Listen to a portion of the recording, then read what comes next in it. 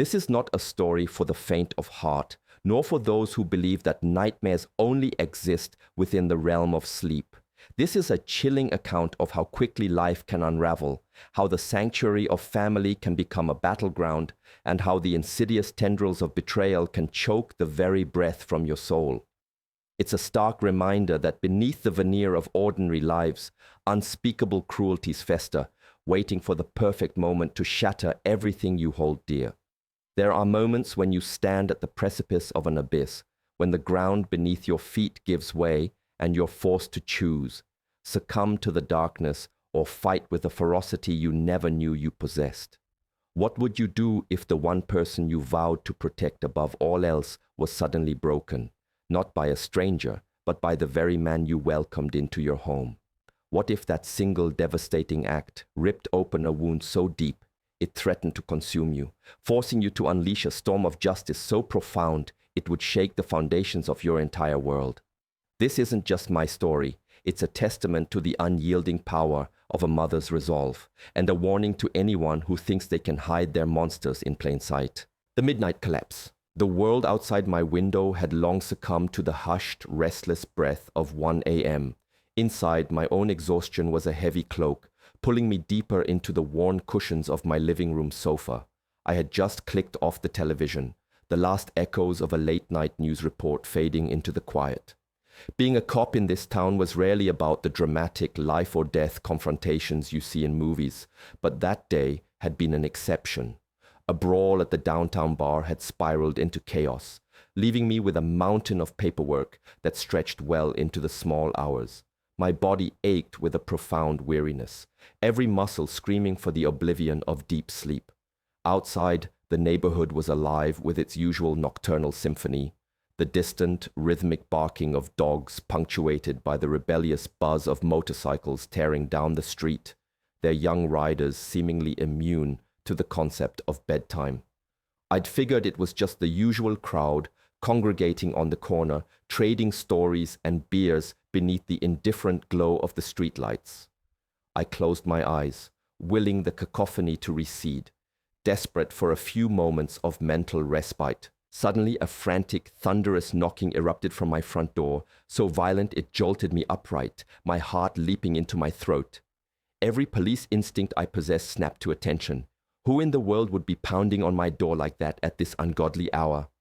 I sprang from the sofa, my hand instinctively closing around the leg of a nearby wooden chair, gripping it tight as I moved swiftly towards the entrance. "Who is it?" I called out, my voice a little shaky, not from fear, but from the sudden, unsettling premonition that something profoundly wrong was unfolding. There was no immediate answer, just a couple more weaker, almost desperate knocks, followed by a choked, trembling whisper that pierced the thin wood of the door and my very soul. "Mom, open up, please." My blood ran cold. It was Sarah, my Sarah. I fumbled with the locks, my fingers clumsy with sudden terror, my heart hammering against my ribs like a trapped bird. The moment the door swung open, she collapsed into my waiting arms, a shuddering, weightless heap. Her body trembled uncontrollably, like a wounded animal seeking refuge.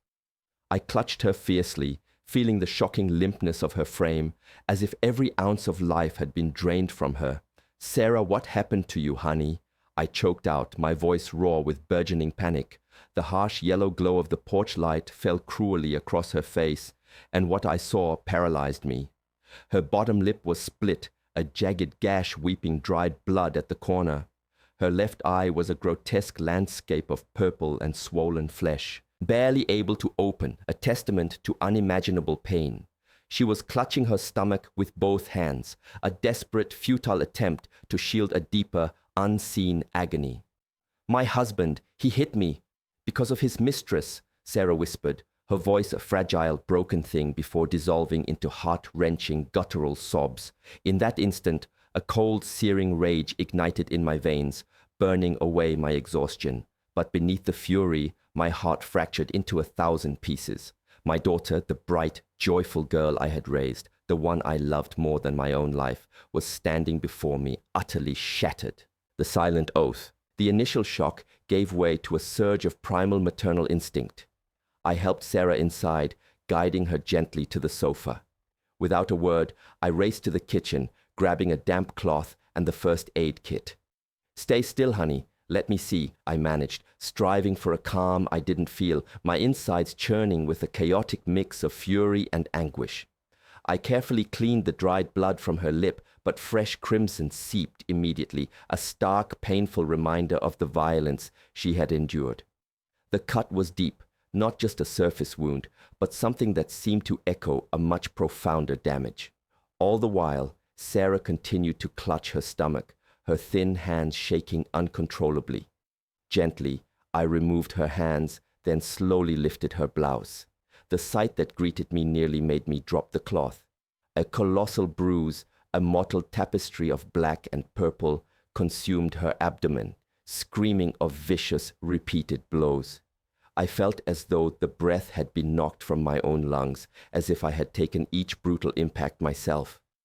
"Sarah, who did this to you? It was Robert, wasn't it?" I demanded, my voice trembling with a nascent rage and an unbearable pain.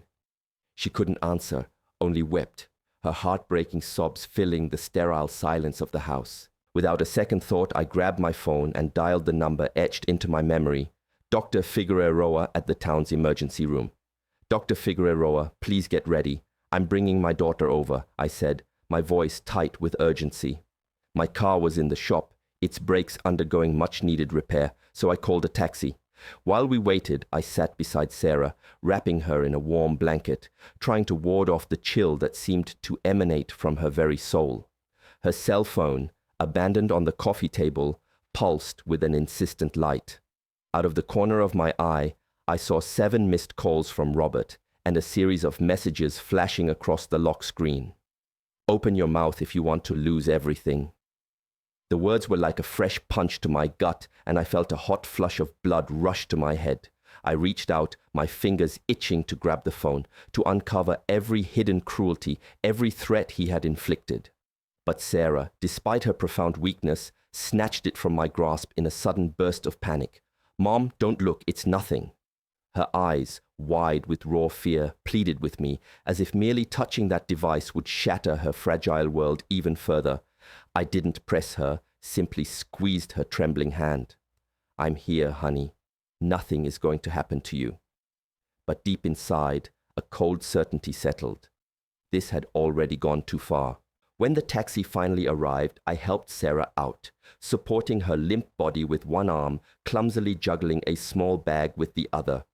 On the silent, agonizing ride to the hospital, Sarah huddled against me, her head resting on my shoulder, repeating a heartbreaking refrain. "Forgive me, Mom. I didn't want to bother you at this hour, but I couldn't take it anymore. I had to run here." Each word was a fresh stab to my already broken heart. I was her mother. I had sworn to protect her her entire life, and now she had been forced to seek refuge in the dead of night, broken and battered by the man I had once foolishly trusted. The taxi pulled up to the hospital, where the stark, cold light of a neon sign illuminated the words, "Emergency Room." I helped Sarah from the car, my daughter barely able to stand, her body still racked with tremors, clutching her stomach as if holding on to the last vestiges of her strength. I squeezed her hand, trying to mask the frantic beat of my own heart. "I'm here, don't be afraid," I whispered, though terror gnawed at my own resolve. Dr. Leticia Figueroa, thankfully on duty, was already waiting at the door.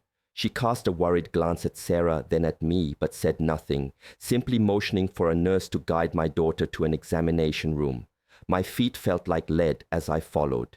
When the nurse gently removed Sarah's thin jacket, I nearly gasped aloud. Beyond the grotesque bruises on her face, her shoulders and wrists were covered in a constellation of cruel marks, purplish, reddish contusions, silent accusations screaming of deeper abuse. I stood there, motionless, gripping the edge of a nearby table, fighting to contain the inferno of rage that was consuming me. "What did this bastard do to you?" I thought, but dared not speak the words, fearing they would only trigger fresh sobs from Sarah. Dr. Figueroa meticulously documented each injury, her face grim. "We need to do an X-ray to see if she has any fractured ribs," she stated, her voice grave but firm. I nodded mutely, my gaze fixed on Sarah, who lay on the examination table, her eyes closed, as if trying to escape the unbearable reality. While I waited for the X-ray results, I went to reception to sign the necessary papers and pay a deposit. My cell phone vibrated incessantly. An unknown number flashed on the screen, but I recognized it instantly. If someone was calling at this hour, right after Sarah's arrival, it could only be Robert. A fresh wave of rage surged through me, and I hung up without even answering. He didn't deserve to speak to me, not after what he had done. When I returned to the room, Sarah had finally succumbed to a light, exhausted sleep. I gently pulled the blanket up, my hands still shaking. Seeing her face, I was transported back in time, remembering the vibrant, cheerful little girl who used to chase me through the yard, shouting, "Mom, look at me!" Now, that radiant smile was gone, replaced by wounds and a profound fear. I sank into the chair by her bed, watching her sleep, my heart in pieces. I was her mother. I had promised to protect her, and I had allowed her to fall into the hands of a monster like Robert. Self-blame gnawed at me, but beneath it, a fierce flame of determination began to burn. I would not, could not, let my daughter suffer like this ever again. The blue uniform and the lawyer's call. After the nurses had put an IV in Sarah and ensured she was stable enough to leave, I took her home. I gently warmed a glass of milk, placed it by her bed, and quietly closed her door, making sure she was deeply asleep. It was almost dawn now, a faint gray light filtering through the window. Stepping out onto the porch to collect myself, I saw Miss Camilla, our neighbor from across the street, already sweeping her yard.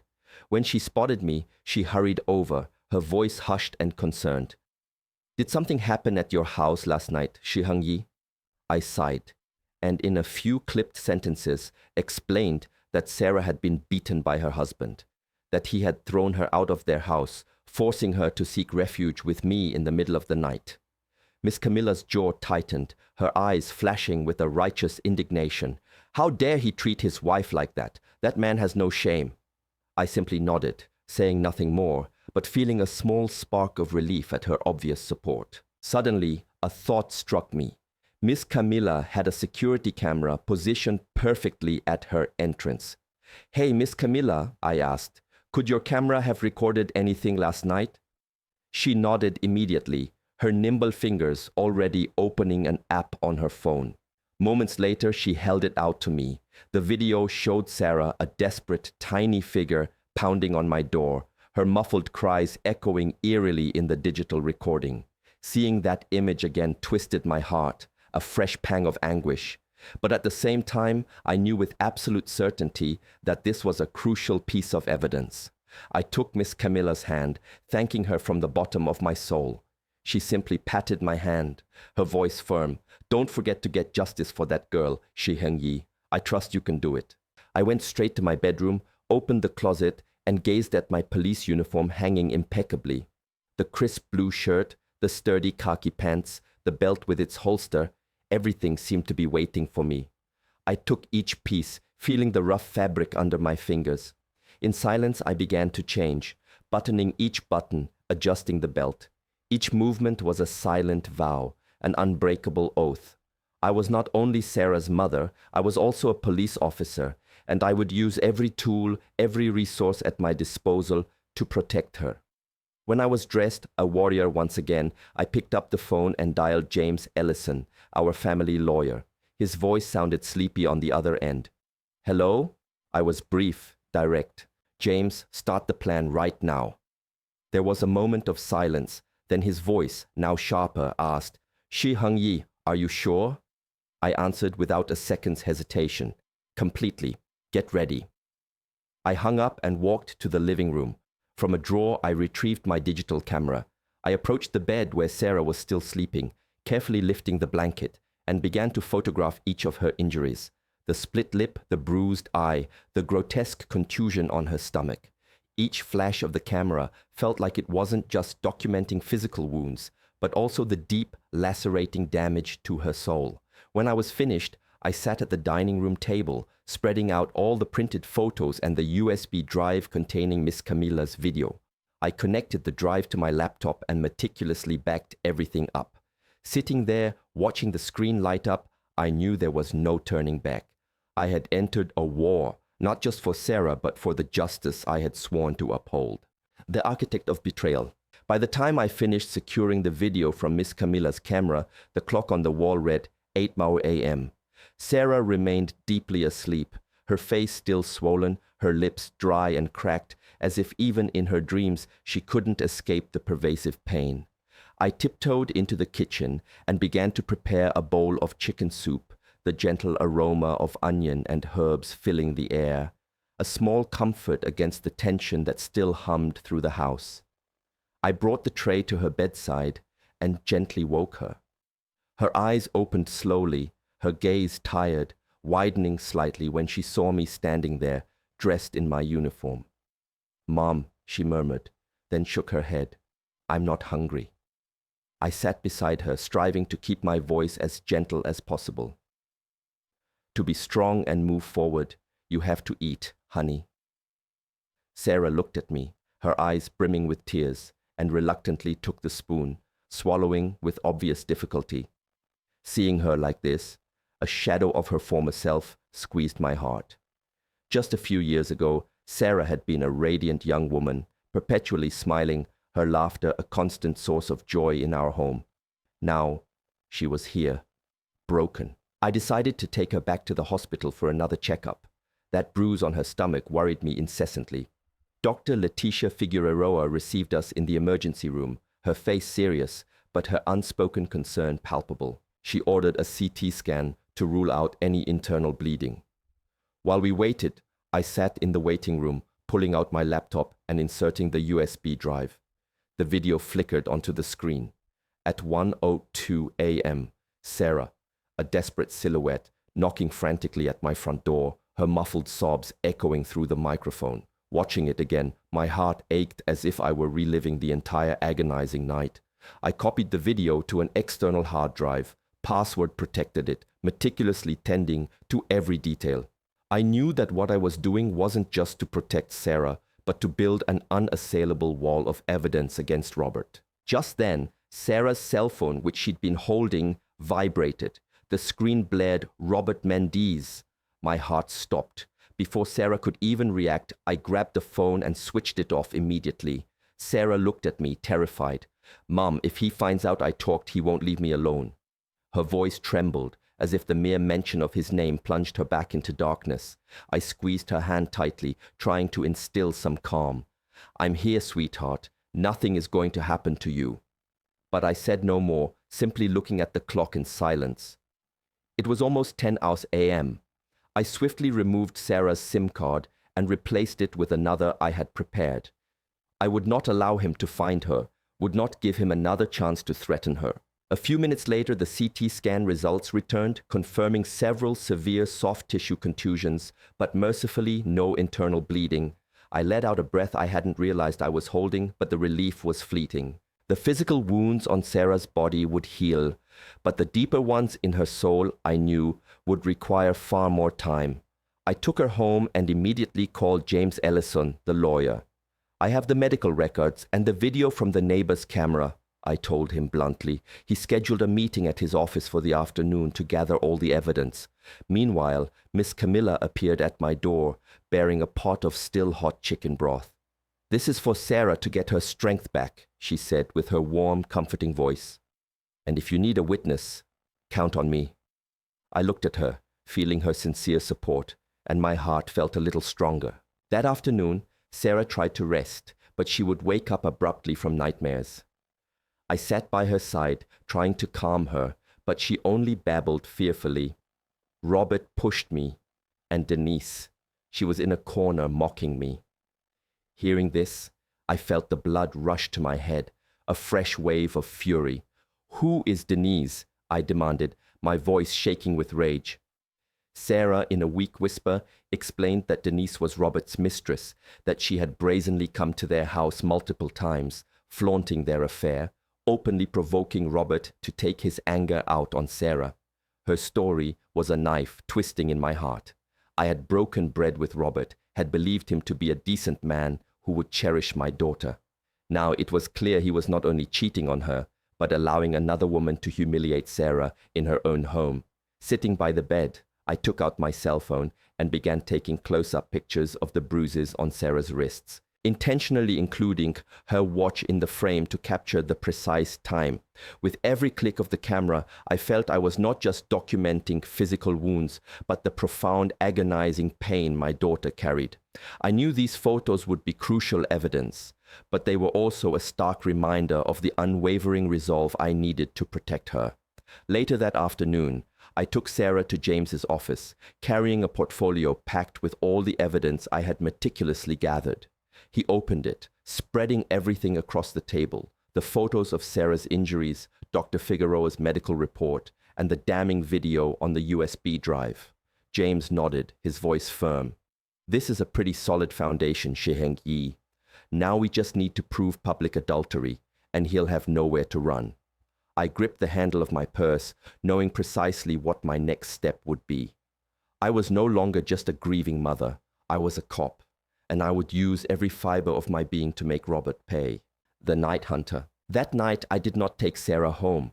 I couldn't risk her being in a place where Robert might find her. Instead, I took her to Miss Camilla's house, my trusted neighbor, who opened her doors without hesitation, promising to keep a vigilant eye on her. I returned home alone, my heart heavy but resolute. I shed my police uniform, exchanging it for an old jacket and jeans, aiming to blend in, to appear as an ordinary person, not an officer on the hunt for evidence. I retrieved my digital camera from its drawer, checked the battery and memory card, and slipped out to my old car. With every rotation of the tires, I was reminded that this wasn't a casual drive. It was a deliberate entry into a war, a fight not just for Sarah, but for the fundamental justice I had sworn to uphold. I parked the car in a dark alley, just a stone's throw from the Arches bar, the place Sarah had told me Robert frequented. The bar's garish neon sign cast a flickering, lurid glow across a patch of the street. I hunched down in my seat, camera in hand, waiting. Around 8:12 p.m., Robert's silver truck appeared, its headlights momentarily sweeping through the alley. My heart quickened, but I remained calm, flicking on the camera. Ready. A few minutes later, a woman emerged from around the corner. She wore a tight red dress, her lips painted a deep provocative crimson, a cigarette held casually between her fingers. She walked with a confident, almost defiant swagger. I recognized her immediately. It was Denise Salgado, the woman Sarah had described, Robert's mistress, the one who had so cruelly contributed to my daughter's suffering. Robert killed the engine, got out, and opened the passenger door for Denise, wrapping an arm around her waist with sickening familiarity. Seeing them together, my blood boiled. He, the man who had sat at my dinner table, who had called me mother-in-law, was now openly embracing another woman while my daughter lay bruised and traumatized. I snapped picture after picture. The neon light from the bar clearly illuminated their faces, capturing every detail of their public display. Each photo was like a stab to my heart, but also another vital piece in the elaborate puzzle I was assembling to unmask him. I followed them from a distance to a small, nondescript hotel marked by a flashing red light sign. I kept my distance, only close enough to capture a couple more photos of them entering the lobby, hand in hand. Then I drove around to the parking lot and took a clear picture of Robert's truck license plate, ensuring that a nearby digital clock was visible in the frame, solidifying the timestamp.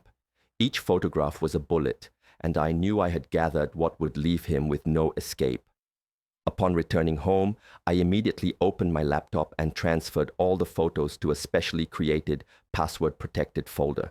Then, with a determination I couldn't hide, I called James, the lawyer. "I have the photos of his infidelity," I stated, my voice steady. "You can see their faces. You can see the car's license plate." James responded, his voice calm but firm. "Excellent, HENG. Keep them safe. Don't let him know you have them." I nodded, even though he couldn't see me, feeling a small surge of relief, knowing I was one crucial step closer to justice. Just then my cell phone vibrated. It was Sarah calling from Miss Camilla's number. Her voice was distressed. "Mom, he just called a friend of mine to ask where I am. When she told him she didn't know, he threatened her too. I'm so scared." Hearing Sarah's terror, my heart clenched. My daughter, even though she had escaped Robert's physical presence, was still tormented by his insidious threats. "You stay calm, sweetheart. Stay at Miss Camilla's house. I have him under surveillance," I reassured her. But inside, I knew I had to act faster before he found another way to hurt Sarah. I immediately contacted Commander Rosales, a trusted colleague at the station. I presented him with all the evidence I had gathered, the video from Miss Camilla, Sarah's medical history, and the damning photos of Robert's infidelity.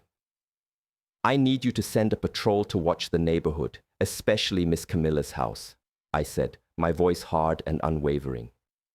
Rosales agreed without hesitation, but not without a warning. "HENG, what you're doing is very dangerous, but if you have enough evidence, I'm sure you'll win." I thanked him and gave him a copy of the infidelity photos just in case something happened to me. That night, sleep was an impossible luxury. I sat at the dining room table, meticulously organizing all the data into separate files, proof of injuries, the camera video, and the photos of the infidelity. Each file was like an accusation, one more step towards dragging Robert into the unforgiving light of justice. But in my heart, the pain was a constant ache. I had once considered him a son, had believed he would protect Sarah. Now, not only had he betrayed her, but he had dared to raise a hand to her, to threaten her, all for another woman. That pain, like a deep festering cut, throbbed every time I remembered Sarah's bruised face. The forged legacy. The next morning I took Sarah to Anais Kuroga, a psychologist James had recommended. Sarah desperately needed help to overcome the profound trauma of her abuse. I waited in the reception area, my heart heavy, watching my daughter walk slowly into the office, her shoulders slumped, a crushing weight in my chest. I, who had always considered myself a strong mother, a tough cop, had failed to protect her from the man I had once trusted. That pain, like a relentless deep cut, flared every time I remembered Sarah's bruised, fearful face. As I sat there, my phone vibrated. It was Romero Alcazar, the head of the Public Property Registry, whom I knew from previous dealings. His voice sounded grave and a little rushed. "HENG, it's not wise to talk much on the phone, but I just saw your name and your daughter's on a land transfer file. Something strange. If you have time, you should come by." I frowned, confused. Sarah and I hadn't initiated any transfer paperwork, but a chilling premonition made me stand up immediately. I quickly told Anais I would return for Sarah later. When I arrived at the public registry, Romero discreetly motioned for me to enter his office. He opened a file, his brow furrowed with concern.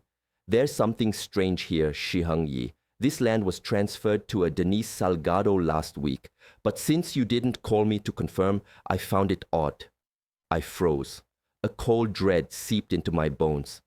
"It can't be," I exclaimed. My voice choked. "Sarah and I never signed anything." Romero shook his head, handing me the file. "The signatures are here, with your name and your daughter's, and the transaction is already filed." I took the papers, my eyes scanning the shaky, ill-formed signatures that bore no resemblance to ours. "Who came to deliver these papers?" I demanded. Romero replied in a low voice, "The employee told me it was your son-in-law, Robert. He said you had asked him to handle it because you were busy." Hearing that, my blood boiled over. Robert had not only beaten Sarah, not only cheated on her, but he had dared to forge our signatures, to steal the land, my father's inheritance, a legacy my family had cherished for generations. I fought to maintain my composure and asked Romero for a photocopy of the file. He sighed. Someone from inside here surely helped him with the paperwork. Before I left, he whispered, "HENG, this is dangerous. Be careful that no one in the office knows I told you." I nodded, thanked him, and promised not to betray his trust. But inside, I felt as if I were walking on pins and needles. Robert was not just a violent man. He was a calculating manipulator, willing to do anything to get his way. That afternoon, I picked up Sarah from her therapy. She looked tired, but the panicked fear had begun to recede from her gaze.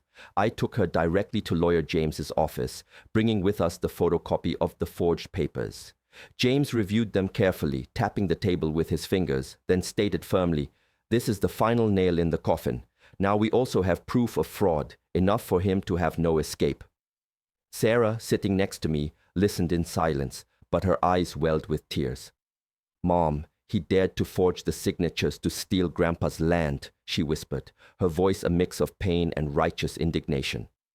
I took her hand and squeezed it, trying to impart some of my strength, but I was also battling my own profound pain. That land wasn't just property, it was a memory, the tangible result of my father's sweat and sacrifice, something our family had cared for across generations.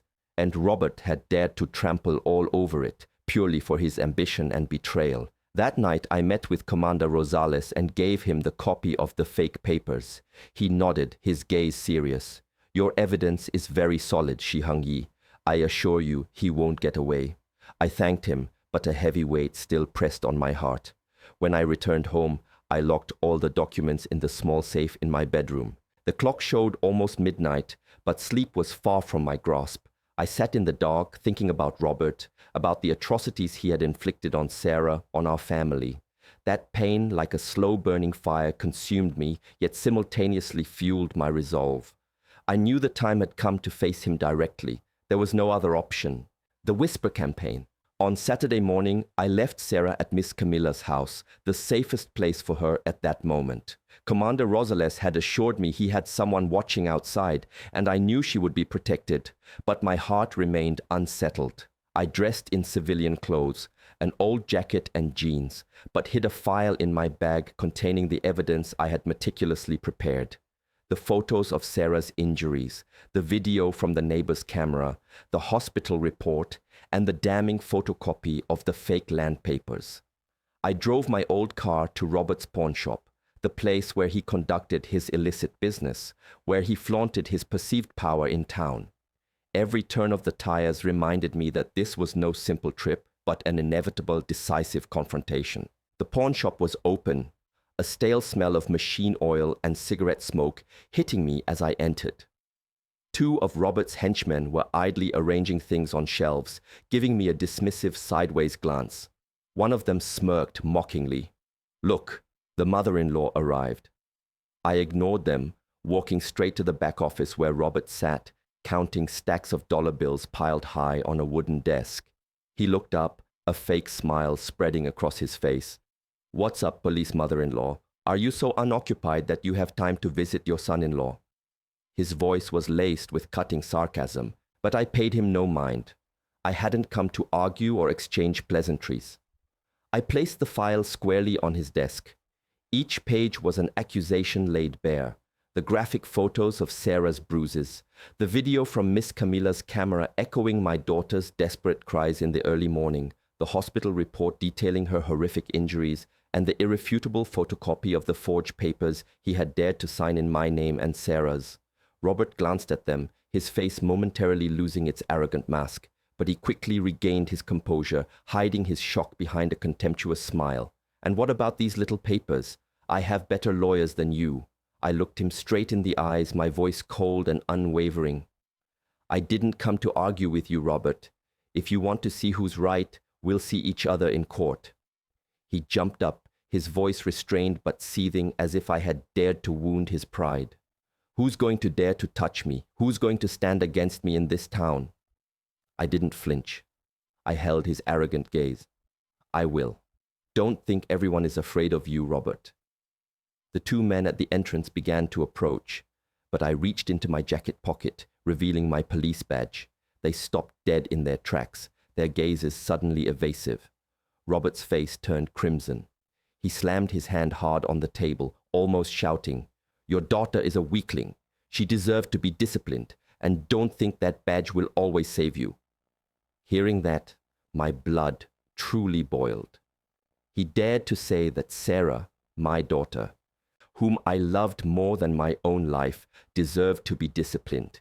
He dared to justify the bruises, the night she had to flee in agony.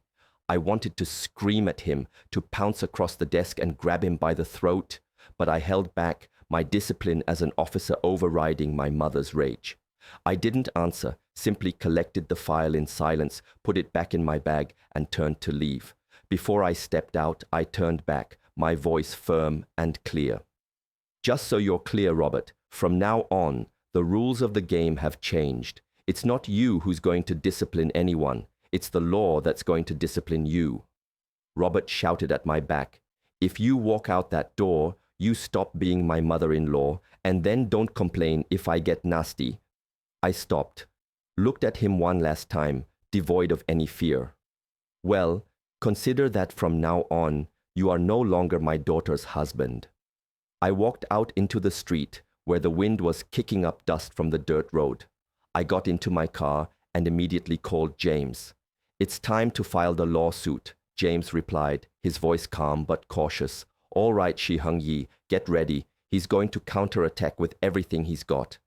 I nodded, though he couldn't see me, my heart as cold and hard as steel. I knew this war wouldn't be easy, but I was ready.